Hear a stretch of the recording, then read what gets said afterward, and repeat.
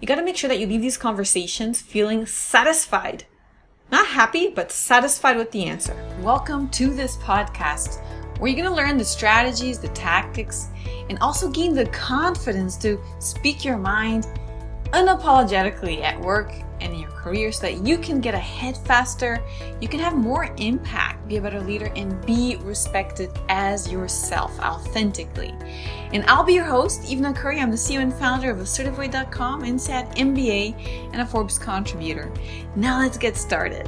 Has anyone ever been rude to you and then said, "I'm just being honest"? So how did you respond to that situation? Well, that's exactly what we're going to show you in this episode, where you're going to find out how to interpret that kind of language and how to respond to it in an elegant and confident way.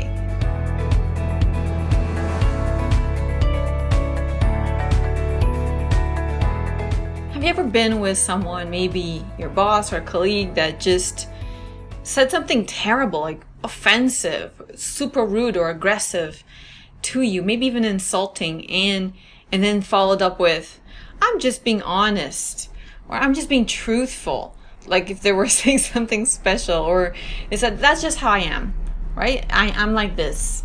Take it or leave it." Or sometimes they might say, "Somebody's got to do things here," or they might accuse you of being too sensitive if you don't like their aggressiveness or rudeness. Or they might say, "Somebody's got to do things here and I'd rather be direct." What they're failing to say and to see is that they're actually being rude, but they can be direct and clear without being rude and aggressive. So what can you do in those situations? What can you do if a boss or a colleague says one of these things? "Oh, I'm just being honest. I'm just being truthful. That's the way I am. This is how it is. Like, I need to get stuff done. Otherwise, no one else will. Or you're too sensitive." Like, what do you say? What do you do? And how do you deal with this situation? Because you don't want them to continue to be rude and aggressive and insensitive towards you. If you're seeing this person every day, if you're going to continue to working with this person, you want to make sure that they respect you, right? The earlier you address these things, the better, and the less they'll do this with you. So it doesn't have to be confrontational for you to deal with this. Sometimes we tend to think that they're trying to insult or be rude, and more often than not, they're not, right? They're not aware. They don't know how to communicate in a direct way without being so rude. Or they don't have role examples, or somebody's taught them that was the way to be. You had to choose one. It was more productive to be direct and honest, right? And they don't understand how to do it differently. What you need to do in those circumstances is not try to fight back, is not try to ridicule them, is not try to point fingers and say, "Hey, you are being offensive or insulting or rude or aggressive," because they're going to defend themselves and you're not going to get anywhere, right? It's not going to be a productive conversation. What you want to do instead is use specific strategies to respond to these justifications that they give, which really are excuses to behave in an aggressive way. But sometimes they don't really think they're being aggressive or rude. The different people see the lines of rudeness or respect in a different way, right? So maybe they're used to getting in their life, in their careers, with their families, people were very straightforward and we're a little bit of aggressive, right? Maybe it's a cultural thing as well, depending on where they come from or where you come from. Either way, the important thing is for you to feel comfortable, for you to feel respected, and for you to get the conversation to a place that is productive and that is helpful. Usually what happens, maybe this is the case with you, is when they say that, we don't know what to say. We go quiet. They make an accusation. They say something terrible. They say, "Oh, that idea is stupid," after you shared an idea. And then you're like, "Hey, that's rude." And they're like, "I'm just being honest." And then you feel like, I don't want to fight. I don't want to get into this. Let me just change the topic. But you still feel resentful. You feel frustrated. You feel disrespected.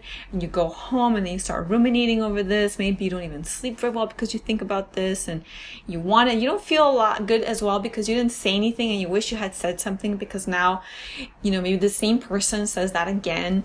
And you feel a little bit stuck. And that's not a good place to be, right? You don't want to be in a place of frustration every time you see somebody. So what can you do? What can you do that is actually productive? And that's what I want to share with you today. Here's a few things, a few elements that you need to think about. First of all, when they say, for example, I'm just being honest, I'm just being truthful, you got to remember that the truth is relative. You're not going to say that necessarily, but first you have to remind yourself that truth is relative. What's true for you is not true for them. What's true for them, it may not be true for you. What's right for you might not be right for them. There are very few things that are absolutely universal. So you need to understand that, because that way you're not going to allow their judgment or what they view as right or wrong to affect your sense of worth and value in being in consciousness and rightness. Okay, so then you need to understand if the comment that they're making, the fact that they're making this honest comment, what is it about? Because one thing is if it's about them and how they feel about something that relates to them. The other thing is if it relates to you, let's say in your intentions or how you feel about something or something that you said. So whatever they're saying, if it's something about your intentions, if they're judging your intentions or how you behave, they don't really understand where you're coming from. They can't guess your intentions. They're probably making assumptions about why you do what you do, and they don't understand what is driving your behavior. All they can see is the behavior, and they're assessing on their own. And often when these kind of comments come out, it's a negative assessment. They're thinking something bad about you, about your character, and that's not helpful. And so it basically is judgment disguised as honesty. But they don't know that. They actually think they're being honest and doing you a favor. But you need to distinguish this, because if you don't distinguish, it's going to be hard to not be affected in the moment. You're going to, you might feel really, depending on your confidence level and how you feel, you might have this sense of self-doubt that just worsens, and then you shut down, you don't say anything, and you feel bad about yourself. Let me just give you some examples to illustrate this. Let's say this person says that you're lazy. Well, that's one of those assumption things that, how do they know if you're lazy or not? There's something there that they're seeing that's making them assumption that they're making about you, that they're arriving at the conclusion based on a judgment that you are lazy. Now, let's say that's because you showed up late a few times in the last month or a few weeks to meetings with this person. Now they're thinking this person is showing up late, so that means they are lazy because they can't wake up early enough to show up on time. But maybe you have a very good reason for that. It has nothing to do with laziness. Maybe you have a sick family member that you're looking after, and that's your priority. That's what I mean by a judgment disguised as honesty, because they're assuming what the reason behind, or the intention or the purpose, or whatever is the reasoning behind your actions. Here's something else they might say. Your ideas are stupid. That idea that you just shared is stupid. Right? And then you immediately need to think about, stupid, what does that mean? That doesn't mean anything. Stupid is a judgment, and it doesn't actually bring any value to you. You don't even know what they're talking about. And second, it's based on what? What criteria? Whose criteria is it? What's the context? Whose judgment? Is their judgment valid? Right? Let's say if they say something like, it's your fault that I feel bad, or that I feel angry, or that I failed, or they put the blame on you, right? Clearly there's something wrong there, because they're blaming you for their own feelings, for their own problems. They're not taking responsibility. So that's not accurate. And therefore you should not take that on yourself, because that is not you, that is them. Or they might say, you're too young, or you're too old to do this work, or you're too, again, judgment. Who says you're too old or too young? What does that mean? Where does that come from? You're going to go home and you're going to just think about, what on earth does that mean? I don't know what that means. What am I supposed to do with that? And you're going to feel bad about it. You're actually going to feel like you are too young or too old for whatever it is that you want to do. So how can you deal with these sort of judgments when people say, oh, I'm just being honest, in a way that will move the conversation forward in the positive way? You need to bring the maturity that they're not bringing to the table, right? And eventually they're going to learn by example, by seeing you and other people doing this. What you need to do is, instead of fight them or say, hey, you're being rude or this and that, you got to come to them and probe further. You need to ask for specifics. Otherwise, they're just going to act in a very passive aggressive or aggressive way. You need to make sure that they come forward with very specific feedback if they're going to come back with something at all. And if they want to be helpful, that's what they need to do. Now, you need to help them do that. You need to show them the way. You need to tell them what you need. Another option is for you to share your perspective to give them the piece of information that they're missing, they're making assumptions on. You can also agree partially with what they said because it's not a big deal. You don't care about it. And without getting emotional about it. So let me just give you some examples. Getting into more specifics without accusation, without being rude yourself, right? You still want to handle this in a very mature way. So you could say, what is it about me being young or me being old that's a problem to do this? So you're opening up the question back to them, open-ended question, for them to explain what's the problem of being too young or too old. Let them get back to you. Let them give you specifics.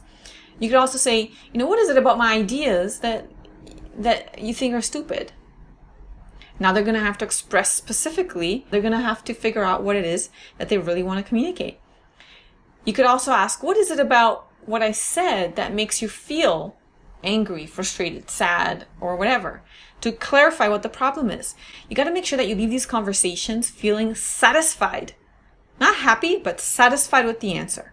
Without doubts, with clarity. That's the goal of these questions. For example, you could say, what is it about what I do that is lazy? Here, listen, you're not accusing at all. You're not judging them. You're very neutral. What is it about what I do that is lazy? So that you can understand, what are they seeing? What are the specifics that they're observing? You could also say, hey, I can understand why you may think that I'm lazy. And then you explain, my child has been really sick in the last week and I had to take care of them. Or you could, play with it, put a little bit of sense of humor and show that doesn't bother you. Again, this is going to vary. The answer is going to vary depending on how comfortable you are with these answers, but also whom you're talking to. Is it a colleague? Is it a boss? Right? You could say, hey, you're right. I am laid back. So they call you lazy and you're like, yeah, you know what? I'm laid back. Yes. I'm happy to be laid back. And that way it almost closes off that conversation. And I want you to also consider, what is the goal of their honesty? So immediately try to understand, are they just trying to vent off their anger, their frustrations on you? Because it's okay if they're using their honesty to express their emotions and their feelings. That's totally okay. Their ideas, their emotions, their life, as long as they're not judging you. Sometimes you just need to move their conversation towards them and their feelings and move it away from you. So you could say something like, hey, I'm sorry that you feel that way. It must be really hard. Or is everything okay with you? Now, if you feel like they really want to help you or you want their feedback because it matters for you and, it's going to help you, then you need to figure out how to get that information from them. Again, by trying to get them to be very factual, to be very specific, to give you the specific instances where they observed a certain situation or behavior that they did not like and why they did not like it. And that's the only way for you to learn and grow. So you can always ask something like, hey, do you mind if you share a really specific example of where you observed that? Because I really want to understand your feedback and I'm not getting it right now. So that way you throw it back on them and now they have to give you the right feedback, right? Now, sometimes people are going to say these things, they're going to be rude and aggressive because they want to demonstrate power, right? They want to play their power up relative to you. Or if there are other people around, they're trying to show how powerful they are in the room. And they're doing that with you, unfortunately. They want to show that they're the alpha. And in that case, the best thing that you have is your body language. Your body posture, taking up more space, standing up if you're in person, making sure that you maintain eye contact. Don't look away, don't look down. And when you speak with a higher volume. So that's how you're going to signal, you know what? I have power here, right? You're not going to debate. You don't even necessarily have to debate and get into all of that. You can just show your power with your body language, maintaining your calm and your composure. That way it's just going to be so much easier, right? The same thing if they say, this is just the way I am. Again, that's just vague, and they're not putting the effort in to give you the feedback that you need. The same thing, you're going to make sure that you try to get as much specific feedback as you can. You can use frameworks like the DESK framework, right, where you describe the situation, explain how that made you feel, and you make a specific request, and then you explain the consequences, or just try to get as much information as you can from them. And that's going to help you so much. You're going to feel so good. You're not going to feel stressed out or overwhelmed, or you ruminate at night and replay this broken record in your head over and over of what you should have said. And it's going to help build your self-confidence. And more importantly, you're going to get out of that zone where they're attacking you. They're trying to make you feel bad about yourself without any clarity, with complete vagueness, accusation, judgment, and vagueness. And because you didn't go after the truth, you didn't go after clarification, you didn't throw the ball back on their court. Now it's with you, and now you're feeling bad about it, and they feel empowered. So you got to play this around. And it's really easy to do it. You just ask a few questions. Make sure that you end that conversation, leave that conversation feeling fully satisfied and with clarity around what just happened. And that's going to help you so much. I'm so delighted that you joined me here today. And remember that you can check out the notes for the show of this episode on my blog at assertiveway.com/blog. So let me ask you, how does it feel when a friend thinks of you and shares something useful with you in your email, LinkedIn? It feels good, doesn't it, to be remembered? Because there's no better gift than the gift of sharing success strategies and things for us to grow and do more and be happy. So I invite you to share this podcast with a friend that you cherish and you support, so that they can feel that care and support from you too. Thank you once more, and I wish you a wonderful, delightful day and week ahead.